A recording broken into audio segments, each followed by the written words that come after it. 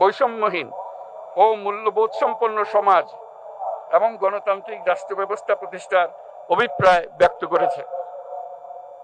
এবং সেহেতু বাংলাদেশের জনগণ এই প্রত্যাশা ব্যক্ত করছে যে একটি পরিবেশ ও জলবায়ু সহিষ্ণু, অন্তর্ভুক্তিমূলক, টেকসই উন্নয়ন কৌশলের মাধ্যমে বর্তমান ও ভবিষ্যৎ প্রজন্মের অধিকার সংরক্ষিত হবে।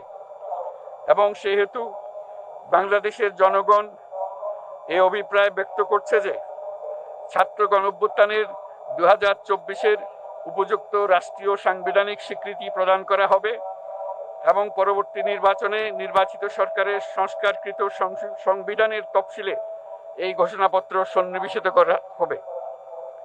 এবং 5ই আগস্ট 2024 সালে গণঅভ্যুত্থানে বিজয়ী বাংলাদেশের জনগণের আকাঙ্ক্ষার প্রতিফলন হিসেবে এই ঘোষণা প্রণয়ন করা হলো।